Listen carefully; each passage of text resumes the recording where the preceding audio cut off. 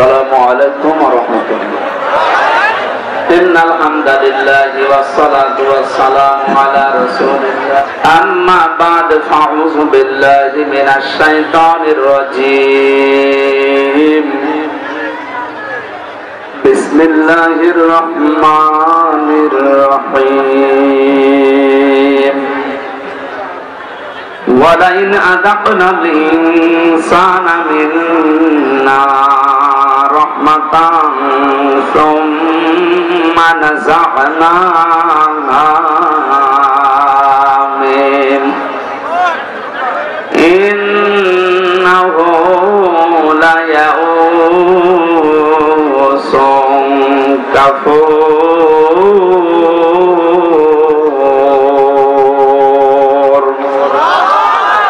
صدقت يا ربنا.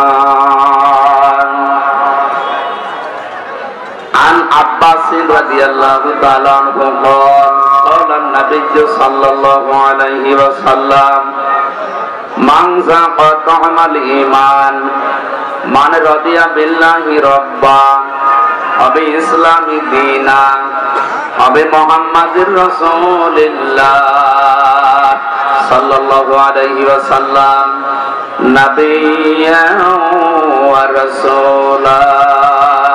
رواه مسلم. وما زادهم إلا إيمانا وتسليما. اللهم صل على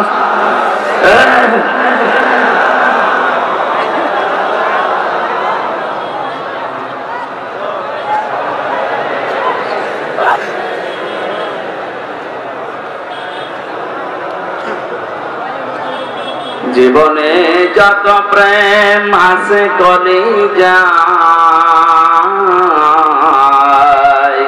নবীজির তরে সবটুকু দিয়ে দেব তাই। বিনিময় শাফাত যদি তার পাই মুছে যাবে জীবনে যত ব্যথা ভার। বালাগাল উলা বিকামালিহি কাশাফাত দুজা বিজামালিহি হাসনাত জামিউ খিসালিহি সাল্লু আলাইহি ওয়া আলিহি। আলহামদুলিল্লাহ। পাবনা জেলার সোজানগর থানার অন্তর্গত মালিফা হাফিজিয়া ইবতাদিয়া মাদ্রাসাতে দায়ী মাদ্রাসা ও কেন্দ্রীয় গোরস্থানের উদ্যোগে তাফসীর কোরআন মাহফিল স্বনামধন্য সভাপতি জনাব এ.কে.এম. ফিরোজ রেজা হাবিব দামাত বারকাতুহুল আলিয়া। এতক্ষণ যারা আলোচনা রেখেছেন জনাব মাওলানা রেজাউল করিম ফারুকি, মাওলানা হোসেন মাহফুজ চুয়াডাঙ্গা, অন্যান্য ওলামা ইকরাম, মঞ্চে বসা ওলামা ইকরাম, সামনে বসা মুসলমান ভাইরা, পর্দার আড়ালের সম্মানিতা মা এবং বোনেরা, প্রশাসনের ভাইরা, প্রাণ প্রিয় পাবনাবাসী। বাংলাদেশে একটা জেলা আছে 64 জেলার ভেতরে যেখানে ভাবনা ছাড়া মানুষ ইসলাম মানে নাকি? এখন থেকে মানবে। ভাবনাতে মানুষ যারা বাস করে জেলায় তাদের কোনো ভাবনা আছে? দুনিয়ার ভাবনাও নেই, আখিরাতের ভাবনা। আখিরাতের আছে, আখিরাতের ভাবনা আছে বলে তো আপনারা নবীর ঘর বানিয়েছেন। সুতরাং যে আল্লাহ মাদ্রাসার এই মাহফিলে আমাদেরকে রাতের বেলা নিয়ে আসলেন, ধৈর্য দিলেন এবং সহ্য দিলেন, বলেন আলহামদুলিল্লাহ। আল্লাহ রাব্বুল আলামিন আমাদের একটা ভাবনা দিয়েছেন, এই পাবনায় যারা বাস করেন এটা এমনি এমনি আপনি বাস করবেন না। আল্লাহ আমাদেরকে পাবনা জেলায় যাদের পাঠালেন ভাবনা ছাড়া না, ভাবনা দিয়েছেন। ভাবনা দেয়নি? এই ভাবনা কি? আখিরাত। সূরা মুমিনুনের 115-16 নম্বর আয়াতে আল্লাহ ভাবনা দিয়েছেন, আফা হাসিবতুম আন্নামা খালাকনাকুম আবাসা ওয়া আন্নাকুম ইলাইনা তুরজাউন।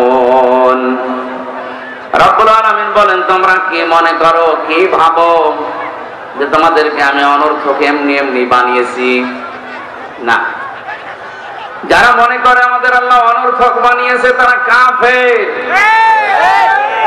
ওয়ামা খালাকনাস সামাওয়াতি ওয়াল আরদা ওয়ামা বাইনাহুমা বাতিলা যালিকা যান্নুল্লাযীনা কাফারু। আসমান আর জমিনে যা আছে আমি একটা অনর্থক বানাইনি, আমি কোনো কিছু এমনিতেই বানাইনি, আমার উদ্দেশ্য আছে। যারা ধারণা করে যায় এমনি এমনি আমাদেরকে বানিয়েছে, তারা এটা ধারণা হচ্ছে কাফেরদের। কাদের? ফাওয়াইলুল লিল্লাযীনা কাফারু মিনান নার। অবশ্যই কাফেরদের জন্য আল্লাহ আগুন তৈরি করে রেখেছেন। বলেন নাউজুবিল্লাহ। এখানে পাবনার মানুষের আল্লাহ আমাদেরকে অনর্থক এমনি এমনি বেকার কোনো কাজ করবেন না এই উদ্দেশ্যে বানান নাই। আল্লাহর একটা উদ্দেশ্য আছে। ওমা খালাকতুল জিন্না ওয়াল ইনসা ইল্লা লিয়াবুদুন। মানুষ আর জিন আমি বানিয়েছি একটা উদ্দেশ্য নিয়ে, তারা আমার ইবাদত করবে। কি করবে? বলেন বলেন। দুনিয়ার এই ছোট্ট জীবনে আল্লাহ আমাদেরকে পাঠিয়েছেন, যতগুলো উদ্দেশ্য আমরা কোরআনে পুরা পড়ে দেখেছি, তার অন্যতম উদ্দেশ্য হচ্ছে লিয়াবলুয়াকুম আইয়ুকুম আহসানু আমালা। আমি যেন তোমাদেরকে পরীক্ষা করতে পারি, তোমাদের ভেতরে সব চাইতে কে বেশি আমল করতে পারে। ঠিক আছে? না আলেন না, কি শুনছেন? খেয়াল করে শোনা লাগবে না, আমি ঠিক বলিনি, আমি ইচ্ছা করে ভুল করলাম, দেখলাম যে এখানে কেউ ধরে। আপনারা যা শুনছেন আমার তো মনে হচ্ছেন চোখ বন্ধ করে শুধু গান গাইলেও আপনি শুনছেন, অন্য মানুষের কথা বাদ দিন। আমাদের নামের আগে আলেম আছে, আপনি কি শুনছেন? একেবারে অ্যাক্টিভ হয়ে থাকবেন। কি বলছিলাম বলেন তো? এই আয়াতটার বাংলা অর্থ হয়তো আমি ভুল করলাম। কেউ কিছু না বললেও সভাপতি তো কিছু বলতে পারে। কি করছো সভাপতি? বসে বসে কি সুন্দর নাম দেখেন তো, AKM ফিরোজ রেজা হাবিব। আমার বাবার নাম মায়ের নাম সব একাই দিয়েছে। আমার বাবার নাম পরেরটা, প্রথমটা আমার মায়ের নাম ফিরোজা। আরে বর্গেশ ভাই আকার দিয়ে দিলে আমার মা পেয়ে যাবে। এটা রেজা, রিয়াজ আমার বাবার নাম। মার বাবার একসাথে নাম নিয়ে আপনি বসে আছেন, সন্তানের অবশ্যই আপনি শুধরিয়ে দেবেন।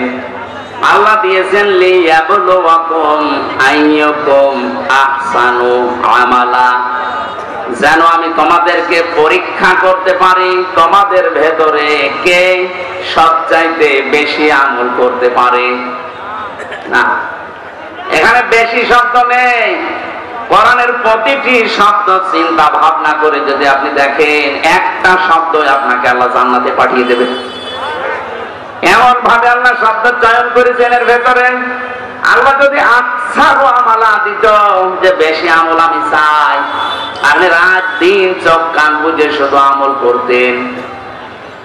তিনজনের কথাবার্তা চলছিল। একজন বলছে আমি আর জীবনে কোনোদিন বিয়ে করব না, বিয়ে করলে স্ত্রীর কাছে যাওয়া লাগবে, সন্তানাদি জন্মাবে, আবার তাদের ঝামেলা ঘাড়ে নেওয়া লাগবে না, কোনো ঝামেলায় আমি নেই। আমি সারা জীবন যতদিন বেঁচে আছি শুধু ইবাদত করে যাব, নামাজ পড়বো। আর একজন বলছে ঠিক আছে, আমি জীবনে কোনোদিন রাতে ঘুমাবই না, ঘুমাবে যেহেতু সময় নষ্ট হয়ে যাবে, আল্লাহর জিকির করতে পারবো না, নামাজ পড়তে পারবো না, ঘুমানো আমার বন্ধ। আর একজন ডাক দিয়ে বলে ঠিক আছে, তোমরা কেউ ঘুমাবে না, কেউ বিয়ে শাদী করবে না, আমি আজকে থেকে খাবার দাবার লিমিট করে দিলাম। আমি কিছু বাঁচার জন্য হয়তো হালকা পাতলা খাবো, বাকি দুনিয়ার কোনো চিন্তা আমার নেই। নবী যে কথা শোনার পরে তাদেরকে ডাকলেন, ডাক দিয়ে বলে, আল্লাহর বান্দারা, আমি নবী, তোমরা নবী না। আমি যা জানি তোমরা তা জানো না। আমার প্রতি যে ওহী আসে তোমাদের কারো প্রতি আসে না। তোমাদের ভেতরে আর আমার ভেতরে পার্থক্য কিন্তু এইটাই, হলো হাইয়া ইলাইয়া আন্নাহু ইসতামাআ নাফারুম মিনাল জিন্নি ওয়াল ইনস। রাব্বুল আলামিন বলেন, হে নবী, আপনি মানুষকে বলেন, হলো হাইয়া ইলাইয়া, হলো হাইয়া ইলাইয়া আন্নামা আনা বাশারুম মিসলুকুম ইউহা ইলাইয়া কুল ইন্নামা আনা বাশারুম মিসলুকুম। আমি তোমাদের মতো মানুষ, তবে একটা পার্থক্য আল্লাহ আমার ভেতরে তোমাদের ভেতরে রেখেছেন, ইউহা ইলাইয়া, আমার প্রতি ওহী আসে, তোমাদের কাছে আসে না। তাহলে নবীজি আর আমাদের ভেতরে পার্থক্য কি?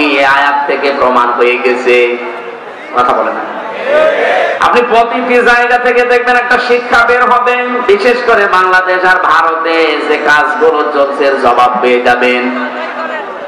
আর আসল ইসলাম নিয়ে কেউ কথা বলতে চায় না, যদিও এটা ইসলামের সেরকম গুরুত্বপূর্ণ পাঠ না, তারপরও মানুষ এইটা নিয়ে কিন্তু আজ ফতোয়াবাজি করে দল আলাদা করে ফেলেছে।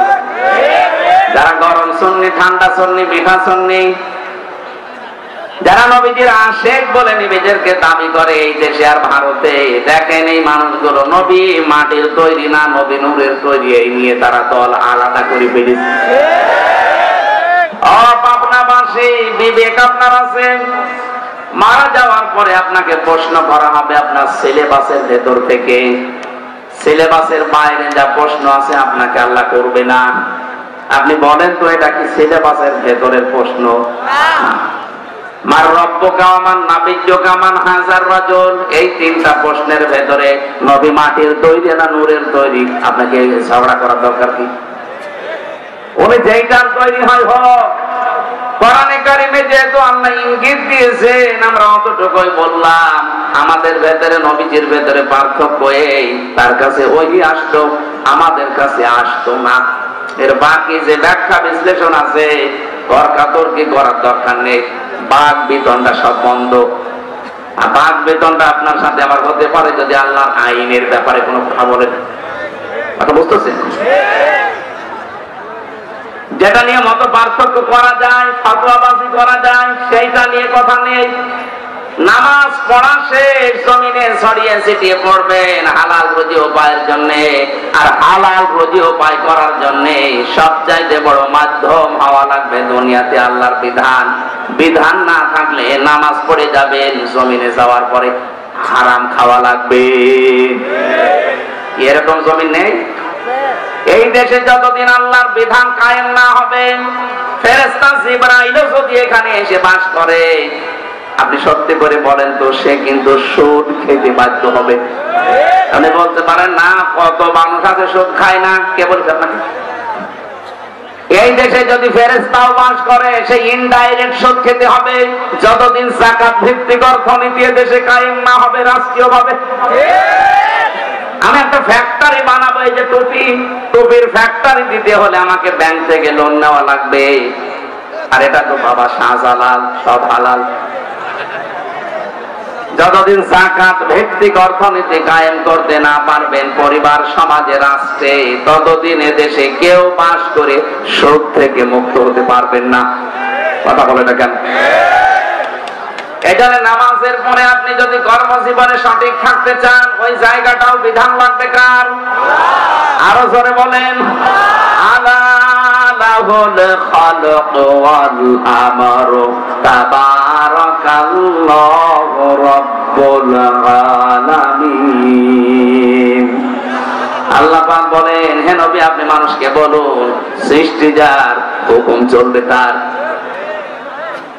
সূরা আরাফের 54 নম্বর আয়াতে আল্লাহ এই কথাটা জানিয়েছেন, সৃষ্টি যার, হুকুম চলবে তার। সুতরাং আমাকে যিনি বানিয়েছেন, আমি যেখানে বাস করি এই জায়গাটাও বানিয়েছেন কে? এক সিমটি মাটি তৈরি করা দুনিয়ার কারো দ্বারা সম্ভব না। পৃথিবীর সব কিছু আমার আল্লাহ নিজে বানিয়েছেন। লিল্লাহি মা ফিস সামা ওয়া মা ফিল আরদ, আকাশ আর জমিন সবকিছু কার? খুব খেয়াল করে করে মিলাবেন। আজকে থেকে নবী নূরের তৈরি, মাটির তৈরি, এই নিয়ে বাদ বিতণ্ডা করা, দলে দলে ভাগ হয়ে যাওয়ার কোনো বিষয় না। ভাগ হওয়া লাগবে এই কারণে যে আমার আল্লাহর বিধান এখানে জারি হয় কিনা। আমি চাই যাকাত, আপনি চান সুদ, না এবার আপনার সাথে আমার মাপবে। কথা বলে না, কারণ এই জমিনে যদি আল্লাহর বিধান আমি জারি করতে না পারি, হালালকে হালাল, হারামকে হারাম জেনে ছেড়ে দেওয়া আমার দ্বারা সম্ভব না। আমার কথা বোঝেন? যতদিন এই জমিনে বিধান কায়েম হবে না, ততদিন আপনি হালালকে হালাল, হারামকে হারাম জানার পরও ছাড়তে পারবেন না। এই যে 15.5 বছরে সবচাইতে বেশি এইটাই তো ছিলাম, হারাম জানার পরও আমরা অনেকে বাধ্য হয়েছি ঘুষ দিতে বা ঘুষ নিতে। এখন বলেন না আমি ভালো মানুষ, আমি ঘুষ নেব না।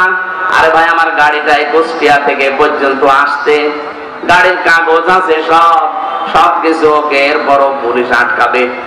কাগজ দিলাম, একটা একটা করে 10টা জিনিস দেখিয়েছে, তারপর বলবে না আর একটা ঝামেলা আছে। কি? আপনি গাড়িতে কেন? এটাও সমস্যা। আর বৈধ টাকা দিয়ে বৈধ গাড়ি কেনা, কাগজপত্র, রোড পারমিট সব ঠিক আছে, আমার ড্রাইভারের ড্রাইভিং লাইসেন্স আছে, এরপরও বলে না। এই যে আমরা দাঁড়িয়ে আছি, চা খেতে দিন। 8 জন যদি 10 জন যদি দাঁড়িয়ে থাকে, 20 টাকা দিলে চা খাওয়া হবে। কথা বলে না, কমপক্ষে 1-2,000 বা 1,500 টাকা দেওয়া লাগবে। আমি প্রশাসনে যারা আছেন তাদেরকে ছোট করার জন্য বলছি না, আমার বাবাও ছিল, আমার দোলা ভাই এখনো আছে। আমি বলছি এই কারণে, বাস্তবতা ছিল এই, ওদেরকে 2,000 টাকা দেবেন, হয়তো ওরা 200 টাকা দিয়ে 10 জন চা খাবে, বাকি 1800 টাকা উপরে যারা বসে আছে আল্লাহর ওলিরা ভাগ করবে। এরা কিন্তু চাচ্ছিল যে না এগুলো আমাদের দরকার নেই, কিন্তু উপরে যে আল্লাহর ওলিগুলো বসে আছে এদের কারণে এরা বাধ্য হয় এমন